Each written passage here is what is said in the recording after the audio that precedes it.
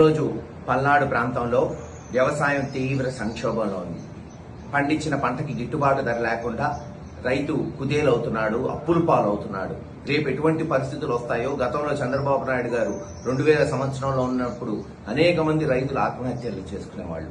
మళ్లీ అటువంటి పరిస్థితులు వస్తాయని అందరూ భయాందోళనలో ఉన్నారు. కానీ ఈ జిల్లాలో 7 శాసనసభ్యులుండి, పార్లమెంట్ సభ్యులుండి ఒక్కళ్ళు కూడా దీని మీద స్పందించట్లేదు. చంద్రబాబు నాయుడు గారి దగ్గరికి పోయి గట్టిగా డిమాండ్ చేయట్లేదు. ఎవరైనా కావచ్చు, కన్నా లక్ష్మణ్ గారు కావచ్చు, ఎర్రపతినేని శ్రీనివాసరావు గారు కావచ్చు, పుల్లారావు గారు కావచ్చు, ఆంజనేయులు గారు కావచ్చు, బ్రహ్మారెడ్డి గారు కావచ్చు, అరవింద్ బాబు గారు కావచ్చు, ప్రవీణ్ గారు కావచ్చు, లేదు కృష్ణదేవరాయలు గారు కావచ్చు. మీరందరూ పోయి చంద్రబాబు నాయుడు గారి దగ్గర గట్టిగా కూర్చొని ఏదైతే ఈ రోజు ఈ సంక్షోభాన్ని గట్టెక్కే విధంగా చర్యలు చేపట్టవలసిందిగా వైఎస్ఆర్సీపీ పార్టీ డిమాండ్ చేస్తుంది. మీరు ఇస్తానన్న ఏదైతే జగన్మోహన్ రెడ్డి గారు ఆ రోజు రైతు భరోసా 13,500 ఇస్తే చంద్రబాబు నాయుడు గారు 20,000 చేస్తా అన్నాడు. పోయిన సంవత్సరం కనీసం 2,000 కూడా ఇవ్వలేదు. ఈ సంవత్సరం ఏమవుతుందో ఇంకా తెలియట్లేదు. తక్షణమే పోయిన సంవత్సరం ఇస్తానన్న 20,000, ఈ సంవత్సరం ఇస్తానన్న 20,000, 40,000 ఇస్తే కనీసం రైతులకి ఎంతో కొంత ఊరట లభిస్తుంది.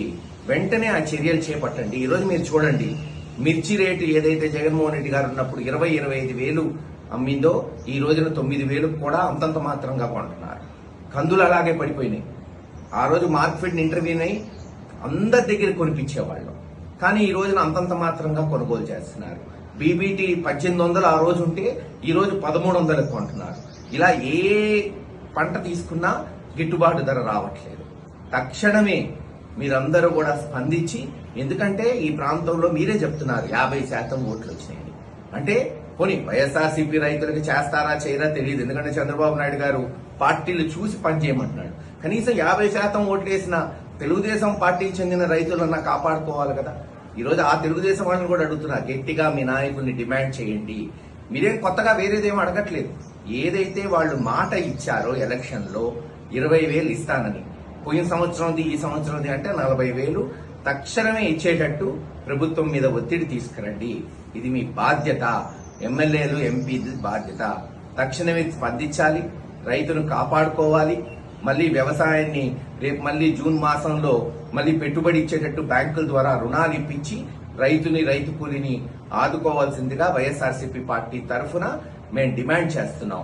ఎందుకంటే చూస్తుంటే ఇక్కడున్న ఎమ్మెల్యేలు ఎంపీ జగన్మోహన్ రెడ్డి గారిని దూషించడానికి, ఆయన్ని పరిశుద్ధాలంతో మాట్లాడడానికి తప్పితే ప్రజల కష్టాలు తీర్చడానికి ఎన్నుకోబడినట్టు కనపడట్లేదు.